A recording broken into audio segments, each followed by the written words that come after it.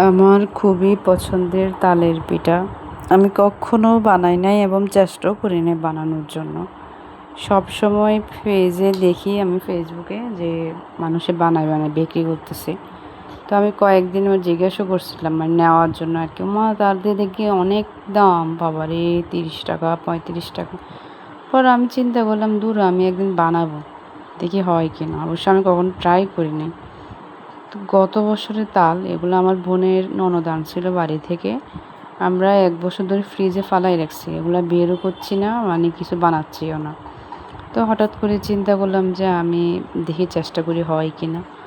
তো বের করলাম, একদম বরফ হয়ে আছে। অনেকক্ষণ ধরে পানিতে চোবাই রাখতে রাখতে কিছুটা পানিগুলা হয়েছে, নরম হয়েছে।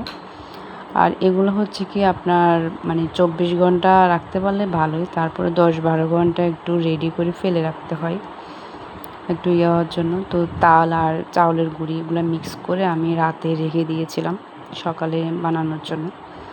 তো সকালে একটু ফুলছে, মানে না ফুললে তো এটা হবে না। আর আমি ইউটিউব থেকে একটু মানে দেখে নিলাম আর কি, যে ভিডিওগুলো কীভাবে মানে বানায় আর কি।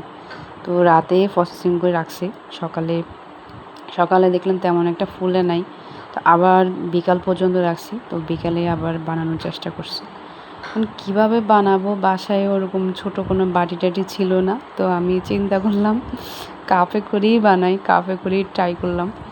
তো মাশাল্লাহ কাপে ঠিকঠাক হয়েছে।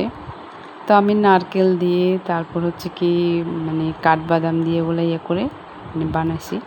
আর চুলাতে অবশ্য আমাদের সিলিন্ডার হলে আরেকটা ঝামেলা, অনেকগুলো গ্যাস চাই। যাদের লাইনের গ্যাস আর কি তাদের তো অত সমস্যা নাই, কিন্তু যাদের সিলিন্ডার তাদের অনেক বিপদ এটা। আর এমনিতে এখন তো গ্যাসের অনেক প্রবলেম করে। যাই হোক আমাদের তো ওরকম সমস্যা নাই যেহেতু সিলিন্ডার সেজন্য। মাশাল্লাহ এত সুন্দর হয়েছে আর খেতে অনেক মজা হয়েছে। আমি ফার্স্ট টাইম ট্রাই করছি, আলহামদুলিল্লাহ অনেক ভালো হয়েছে। মানে আমার নিজের থেকে অনেক খুশি লাগতেছে যে আমি তালেরটা বানাইছি, তাও একদম পারফেক্টলি।